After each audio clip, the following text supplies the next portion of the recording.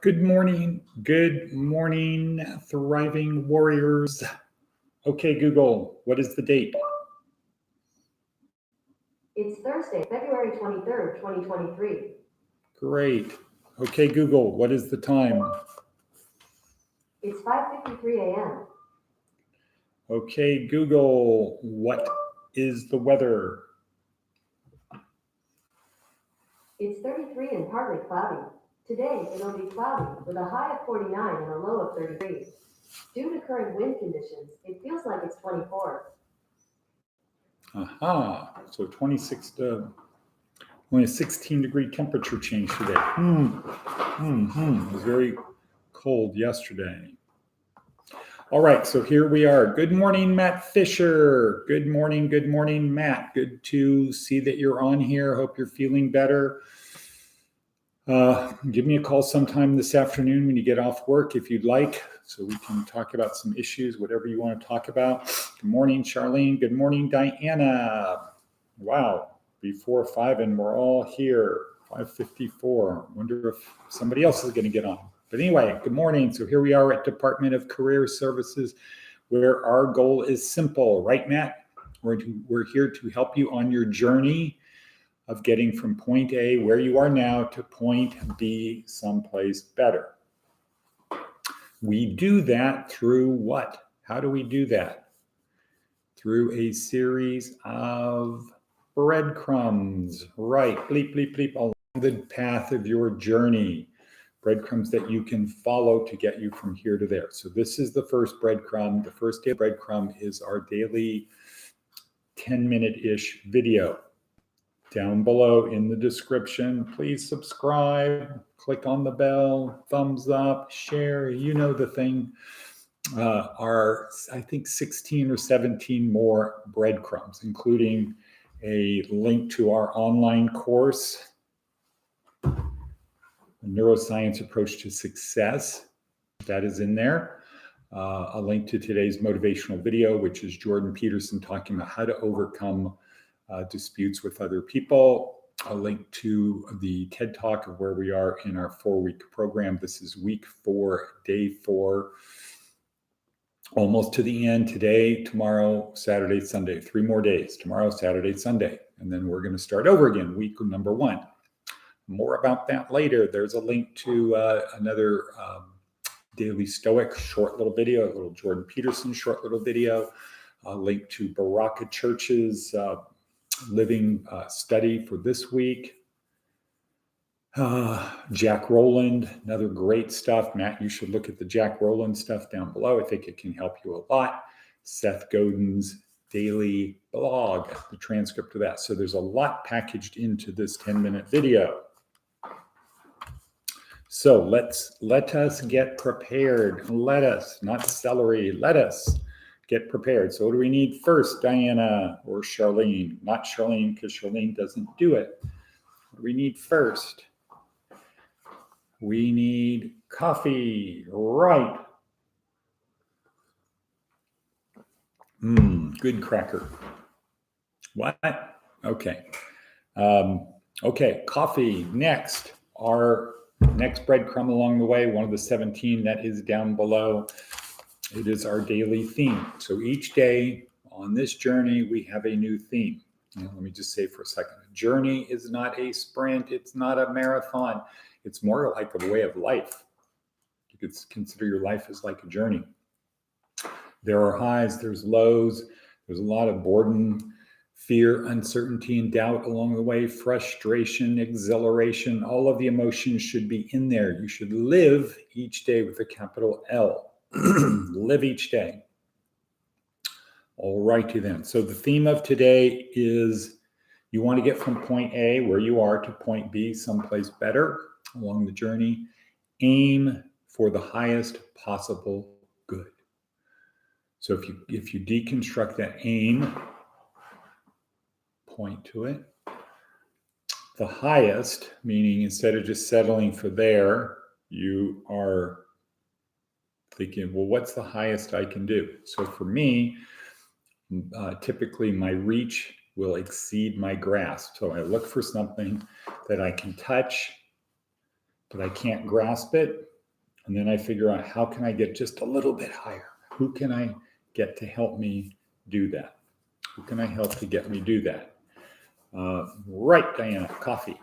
Who can I get to help me extend my grasp, my reach just a little bit more so I can grasp the object that I'm aiming for? So aim for the highest possible, not easy, not like, oh, there's a fruit on the tree, I'll grab that one, bark. Or I'm really lazy, I'll just wait for it to fall into my hands. No, that wouldn't be lazy. That would be, I don't want to disturb the tree by pulling something off it. So I'll just stand here looking for one that's about to fall, and I'll wait. The lazy guy is, I'll just pick up the closest one off the ground, dust it off, clean it off. There. Okay, no, aim for the highest possible good. So if it was a tree, you'd find the best looking piece of fruit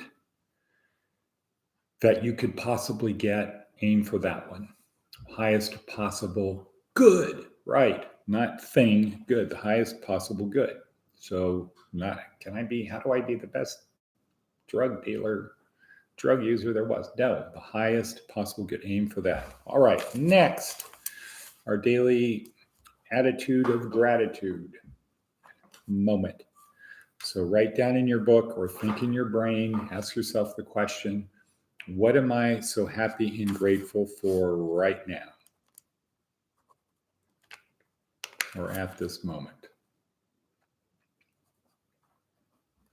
And then wait for the answer. Maybe have a little sip of coffee. What am I so happy and grateful for right now? Well, the first thing that comes to my mind is that we're all here. I'm happy and grateful that we're all here. We have our own sort of little tribe. We're seeing the world in the same way. We're bonding with one another. And so that's the kind of the first thing. It's just a sense of satisfaction that we're here moving towards a common goal, and that Matt is here. But I'm happy and grateful for now, once again, that the fellows from Texas Prison Ministries of Texas are here to help us get better, to help us help other people get better, to help those people who really need it. So I'm happy and grateful for that. Also, I'm happy and grateful that today we're going to be meeting with Fred Doughton, American Legion, and to get this ball started. So I'm very happy and grateful for that. All right, so 8 minutes in. Wow, gotta hurry. Intro theme, meme, and some memes. Great video today. I'm just going to leave it at that. This is how to dispute resolution amongst other people. Very good process. I learned this when I was in law school doing criminal mediation at an internship of criminal mediation, the city of San Diego. Right, very good experience. Okay, Ted, today, once again, practical leadership. This week, it's about how do we not crash the car, AKA leadership in our 4-week course. So I've got my car, I'm headed to Successville. I know how to operate the car. I've got the right people in the car. We're on our way. All I need to do is not crash the car. I need to just keep going down the road to Successville, understanding that it's a journey. All right. So that's that. Godin, what does Seth Godin teach us today? Boom. Checking the date. This is kind of an important but scary one. The world is changing. 2022. Mark that year on your calendar. This is the year we went from having the ability to know things that we don't experience directly to not really knowing whether they're true. Checking the date. After 2022, it's hard to tell for sure. And going forward, public life is going to be even more rumor-driven than it is now. Any video, any voiceover, any photograph, we can't be sure. If YouTube or the Wayback Machine shows us that it happened after 2022, bring some doubt. AI and digital tools can produce a perfect voiceover, edit a video, forge a document. There have always been forces at work that prize disrupting our civic system. But thanks to AI and digital deepfakes, it's significantly easier to create and spread a story that simply didn't happen. A speech that was never given, an interview that never occurred. Before mass media, every citizen only had the experiences they saw firsthand and the rumors. Sometimes they were true, often not so much. The ease with which someone can invent and spread lies is going to take most of us by surprise. It's going to require an entirely new posture for understanding the world around us. Every day is April Fool's from now on. Let's not get fooled. Okay, so that's a warning. It's a thing about what the future holds for us. Okay, Diana, shake it and oxytocin. Right, you are. Okay. Seth Godin, okay, boom, table. So we're helping you construct a table. And just imagine you've got a table, and what's on the table represents the fruits of the labor of your life, the things you've experienced, the things you want to experience, the things you want to leave behind are all going to be on this metaphorical virtual table. And the size of your table is a function. It's directly related to the strength of the four legs supporting the table. If the legs are strong but not well attached, they will break off, and a bunch of stuff on the table will slide off the table. If the legs are attached securely, but they're very weak, or one of them is weak, your table is going to falter. So we help you. Our approach is the four legs of the table, the physical leg, which is fitness and health. So Matt, stop smoking. Fitness and health, focus on your diet. 2, don't think that just because you work at Naylor and you're exercising all day, it's good for your body. You're going to age fast, and when you get to be my age, you're not going to look like me. You're going to look like worse than the typical person out there because times are changing so fast. So physical, mental, learning, remembering, communicating. The ability to learn, remember, communicate. That's all you need to be able to do. 3, emotional. Matt, this also applies to you, because remember, if you can't control your emotions, somebody else will. And what will they do, Matt? They'll probably take you out of the game. So what are you supposed to do when they try to do that? You do what I told my kids to do when they were young, is to say, I laugh in your face. Okay, and that's going to do a Larry David flip. Next is spiritual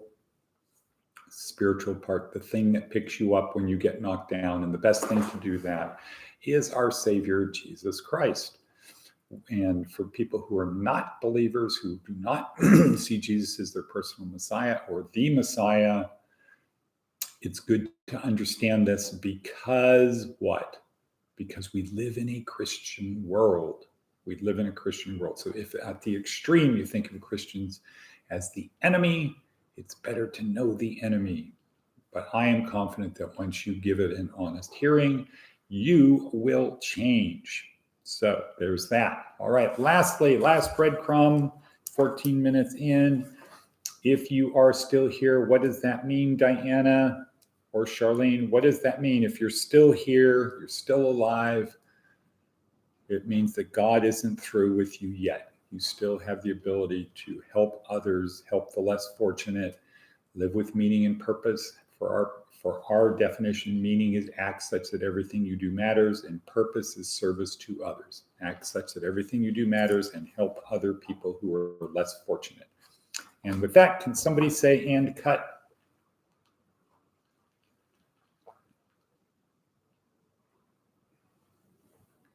Waiting. Waiting, waiting, waiting, waiting, waiting.